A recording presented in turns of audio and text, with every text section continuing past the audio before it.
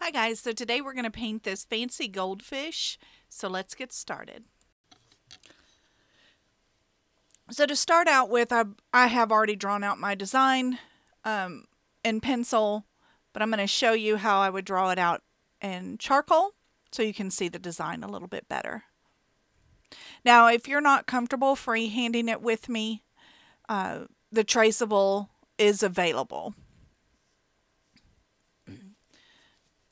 And tracing is how when I was younger, I traced a lot, and I traced and then painted the design, and that really is how I learned how to draw.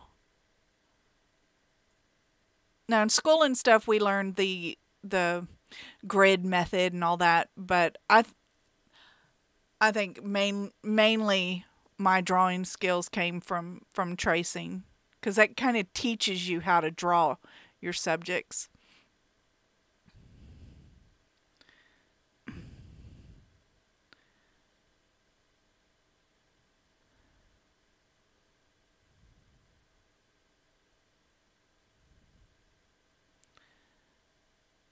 I'm just working on the fin. Just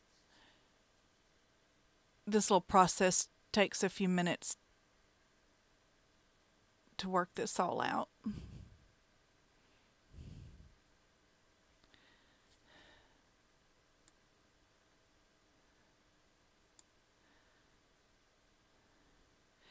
And I decided that I didn't, after all of that, I decided I didn't like where the fins were, and because they should have been behind the fins that are on the side. These are the fins that are kind of hang down below the body.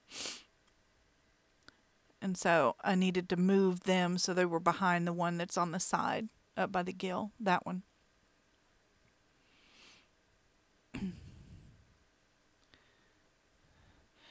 And that's just a distinct line that runs through his body. I don't end up painting that in, but put it there just in case. Now, if I have drawn my design and then I think I'm missing part of this. I guess I'm missing part of this where I started the background. I just painted it all one color, and now I'm going in and gonna start layering in color to do the gradation. What I would recommend is doing your background first and then drawing in your design. I have to draw in the design first just so you know how to draw it, because you're not going to be able to see it if I draw it on top of the paint. It doesn't stand out as well.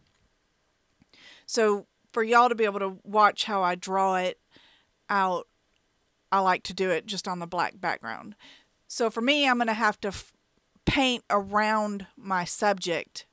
In this case, this fish. I'm going to have to work this blend out around this fish. That makes it a lot harder. It's obviously doable, but I would recommend doing your background and then drawing your subject onto your background. It's going to be a lot easier.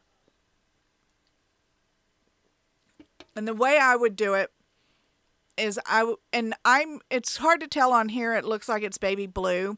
The top is actually bright aqua green with Liquitex Basics. So it's more of an aqua color. And then the bottom is phthalo blue. It's phthalo blue green shade is what the full name of it is. So I would take a lot of paint on my paintbrush, dampen down with a little bit of water, and I would paint the top blue with a heavy coat of paint, and then I would paint the bottom the phthalo blue. I'm sorry, the top the aqua green, the bottom the phthalo blue, and I would work the two together while they're wet, and I would work them into the middle and then blend them through the middle. And the way to get a smooth transition is just to keep your paint wet.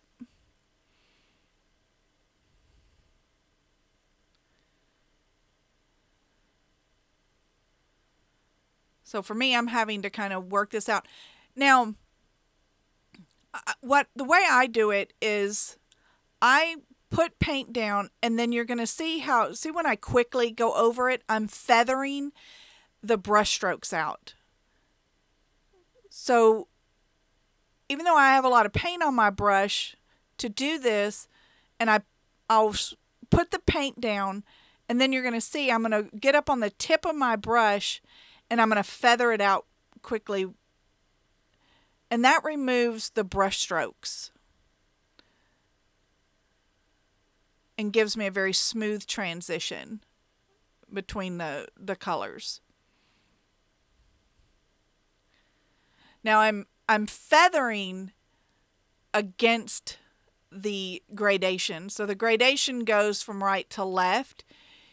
You normally would not want to try to blend going from top to bottom. You always want to blend going with the gradation. So you would, in this case, it goes from right to left. So you'd want to blend from right to left. I'm feathering in a bunch of different directions. So don't get my blending confused, my blending strokes confused with my feathering of the brush strokes.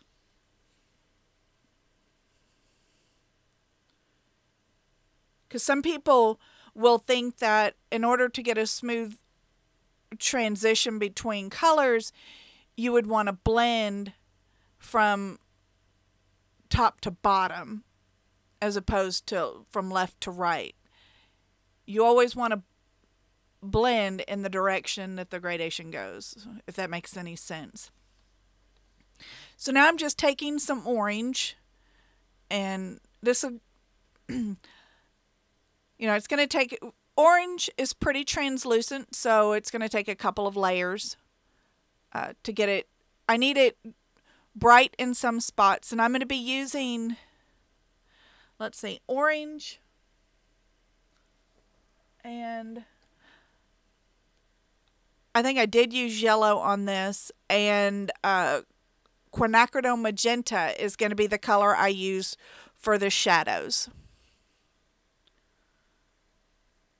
So I mix quinacridone magenta and orange, so like for this bottom section, that's going to have that quinacridone magenta mixed in with it.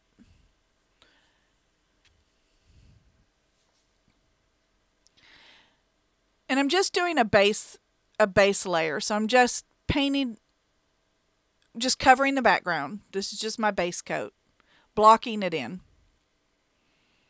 Not worried about brush strokes, not really worried about the amount of coverage. I'm just trying to cover up that background.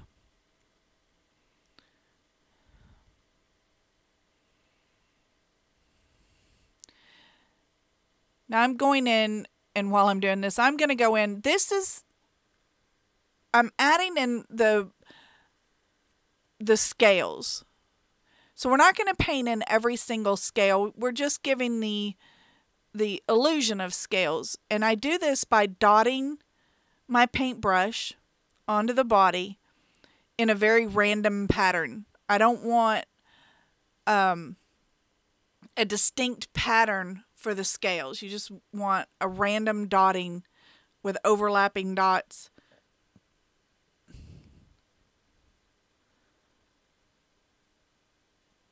So I want the center of the body to be lighter, like a yellow orange, and around the top and the back side of the belly close to the fin, I want that to be a little bit darker.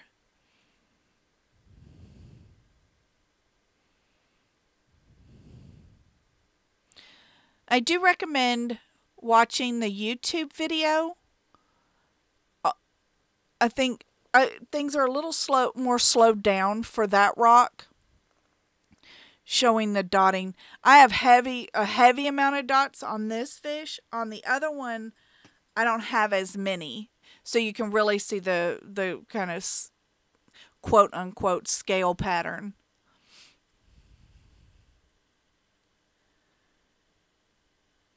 And this is his side fin, which kind of flips up a little bit. Now, we're not going to be painting in every rib that's on these fins. What we're going to be doing is creating that rib effect with our brush strokes. And it's harder to see on this little fin, but it will be easier to tell on the tail.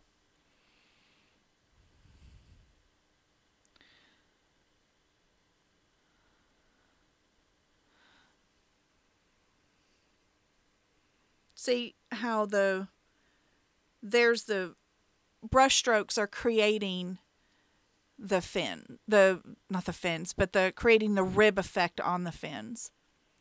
And what I do, I don't have the palette on this video, but on the YouTube with the companion piece to this rock, the palette is on there, so you can see how I'm loading my brush. But what I'm doing is, to create these lines, this is a round brush, and I load it with the dark color first. The whole tip of the paintbrush is loaded with the dark color. And then, in this case, I'm taking the left side of the brush and I'm swiping it through the side of the orange paint that's on my palette. And that's loading a small bead of paint on the left-hand side of the paintbrush. Because I'm just running it, I'm just grazing that orange blob of paint on my palette with the left side of my paintbrush. Like I said, in the YouTube video, it's a lot clearer what I'm talking about. And I even talk about it in that video. But now when you go and stripe your brush stroke down the fin, because you've got that little bead of orange paint on that left side, it's going to create that blended rib effect just right off the paintbrush.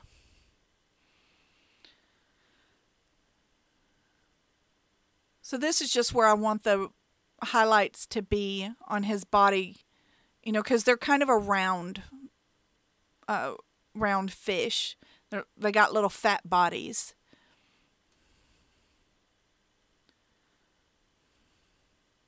I'm just lightening up this middle section.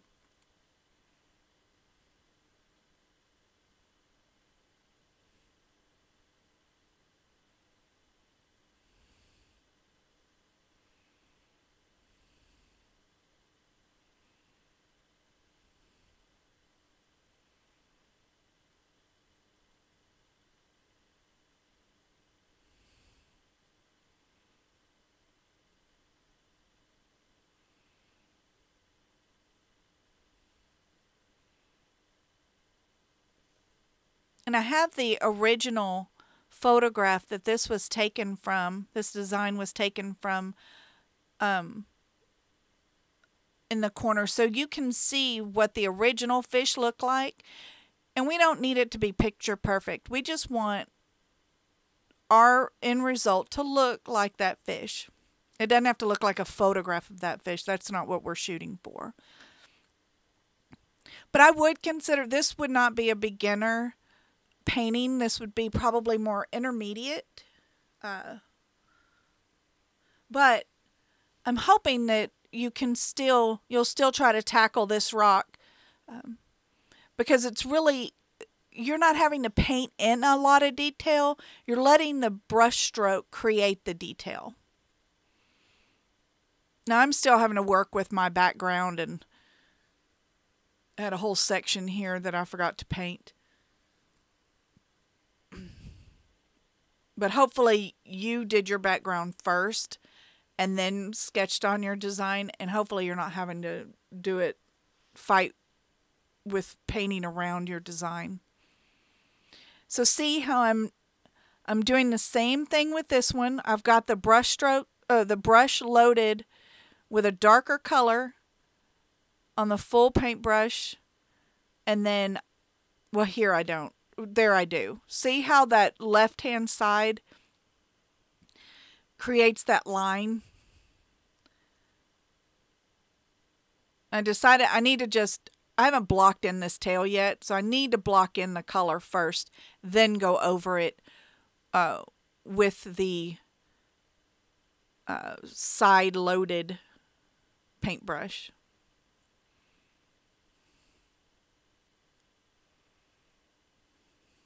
See, now that is loaded with it on the left side. And if you want it to be on the right side, just flip your paintbrush over and it'll create it on the... I tend to like it on the left side. I'm right-handed, and that's just usually the way I will preload when I want to create that little blended line.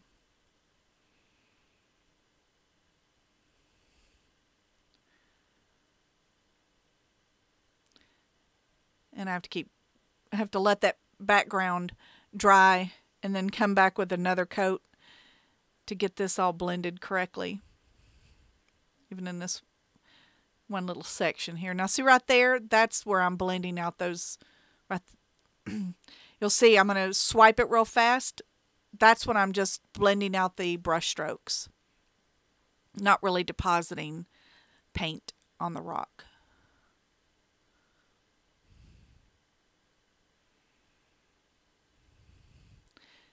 Now you can see that little bead of paint on the left-hand side of that brush and see that it's creating those little stripes. That's just the rib effect and an easy way to achieve that.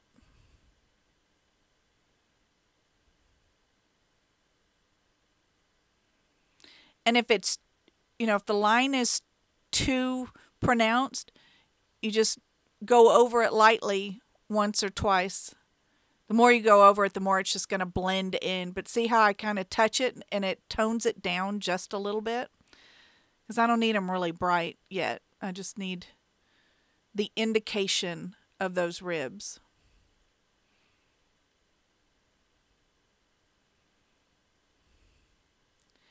So now I'm tidying up. Oh no, I'm doing the flip part of the tail kind of flips over right here. So I'm creating that little flip.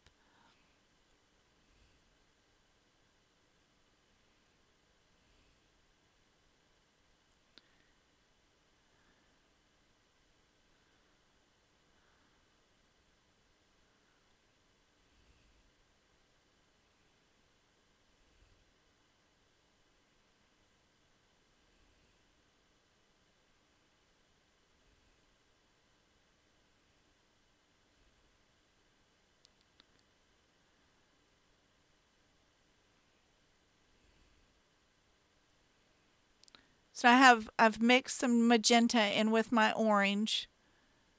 And you're going to see, and I'm going to glaze that over portions of her body.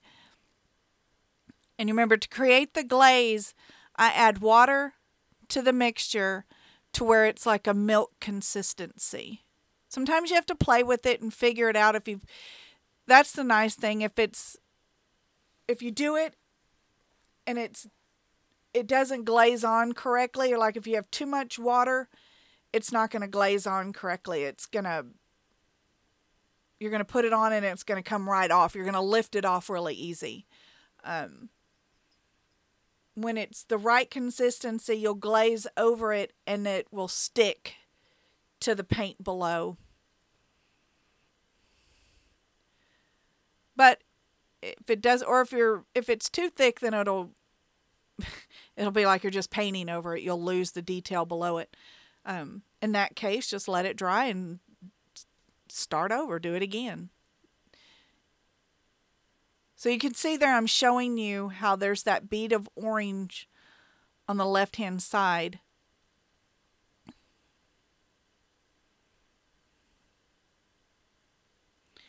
And then I'm kind of working on the detail at the base of the fins as well. Trying to clean that up a little bit while I do this. And when you're working on the end of the tail, you want to pull towards the body, and that's going to help clean that up and help you keep the rib effect in there, because you can pull towards the body. And there I am working more. See, I'm pulling towards the body to keep those ribs in there, that rib effect in there. I don't know if that made any sense at all. Now there's the tail kind of wrinkles here, so you can see where I'm shadowing and letting those wrinkles kind of show up, or creating the wrinkle by having that shadow in there. And then I'm glazing over it with a little bit of magenta to tone that all down.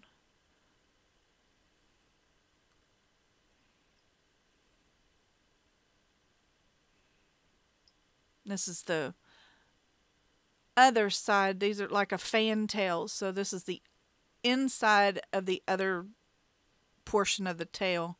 It'd be on the other side of the body.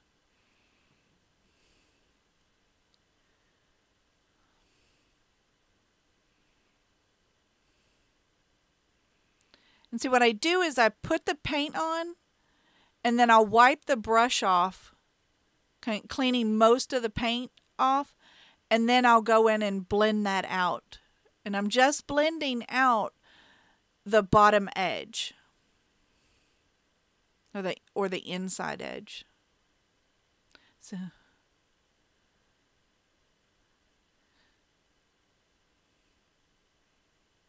these lines are just to more the rib effects, just creating more ribs in the tail. I don't know what those are called. That I just call them ribs.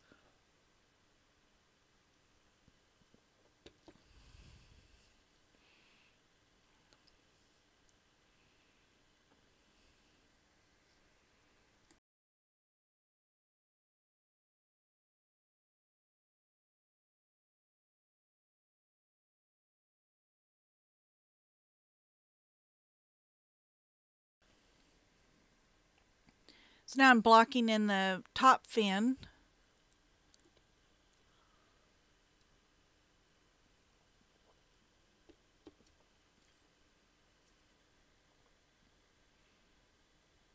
And one thing, if you do have to paint around your subject, you want to make sure that your paint goes right up to your drawing, if not over it just a little bit.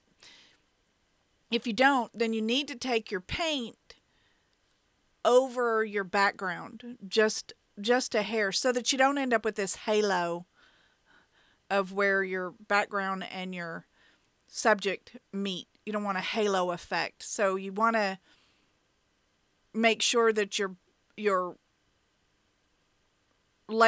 this layer of paint overlaps your background layer.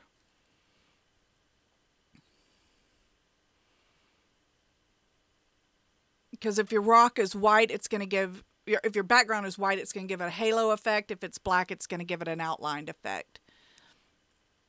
Which is fine if you have a cartoon, but these we don't want outlined.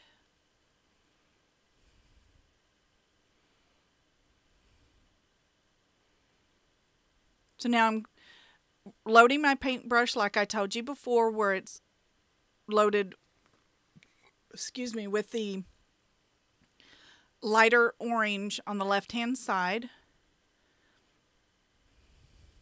And see how it creates that rib effect? We're not having to paint in all of that detail. The paintbrush is creating that detail for us.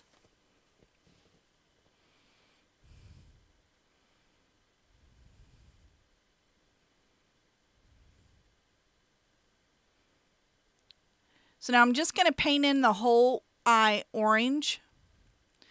And I'm going to take a dotting tool to create the round, because on a fish it's very round, the black part of the eye. So I just use a dotting tool for that instead of trying to paint a perfect circle. I can draw a perfect circle, or pretty close to perfect, but painting one is a lot harder. Especially at this small of a circle. Bigger is always easier for me.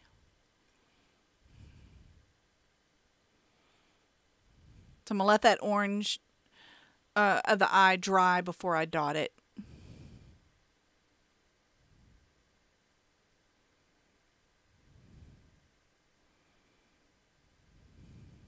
So now I'm taking some gold powder, which is Perfect Pearls, the metallics, and this is by Ranger.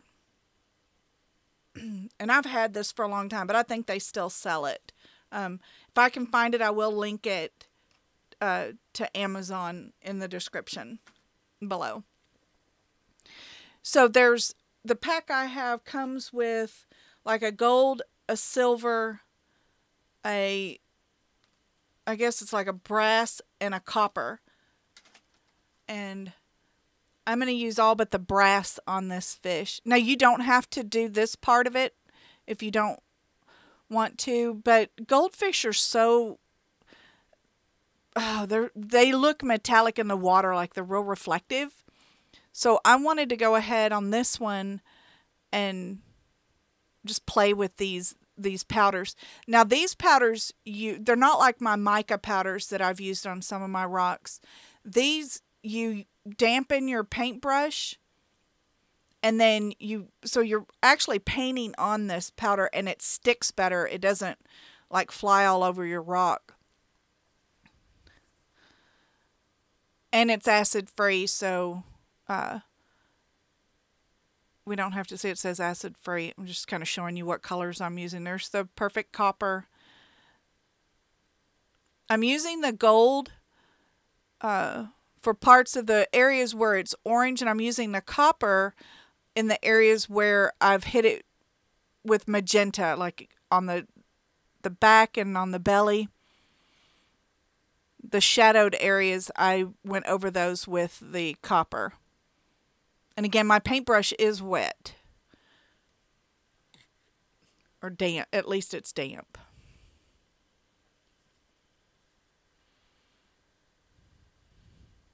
And I'm just using the lid of the container that the powder was in.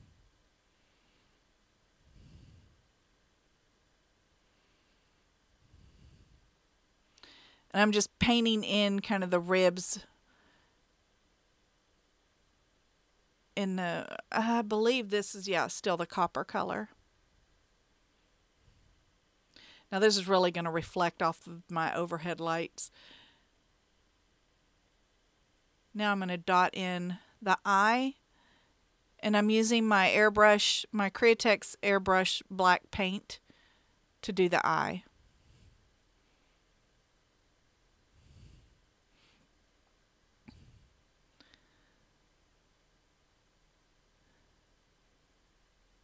Yeah, so we're going to let the eye dry.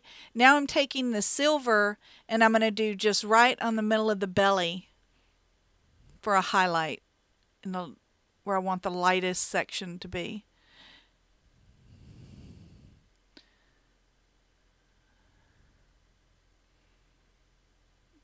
And if it's too much, you can just dab it with your finger to kind of lift some of it off. I didn't want it super strong. Now I'm just doing just little highlight hints of it here and there. I did do it around the edging of the fins, and I'm not drawing a solid line. I'm dotting and dashing so the lines look kind of broken. And that's just like where the light is reflecting off the ends of the fins and creating a little sparkle on the ends. It just adds interest. But you don't want to outline it. See how I'm just randomly kind of dotting it.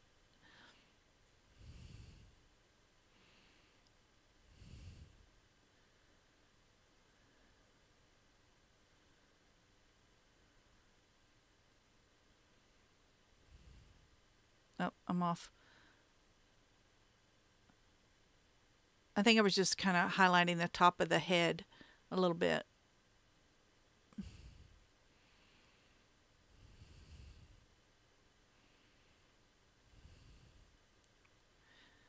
So now I think I'm going to be adding the white dot. I just used my dotting tool and added the little sparkle in the eye.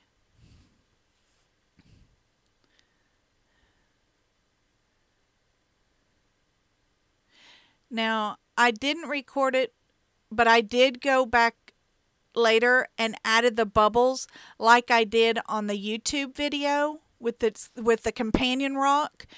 So if you want to see how I did that, because the finished rock has the bubbles I did it exactly like I did on the YouTube video. So here are the finished rocks, and I've sprayed these with it's the triple thick clear coat. I spray all my rocks with that, but I don't usually ever record how they look. But here I decided to do it today. I think they're so pretty after they've been sprayed. So this is the rock from the YouTube video, the companion piece to the one we just made. This is a Blackmore goldfish. And then this one is the one we just did. This is with the bubbles added to it.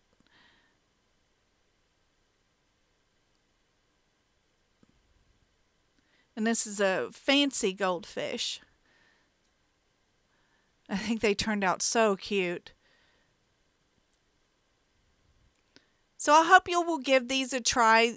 They look a lot more difficult to paint than they really are.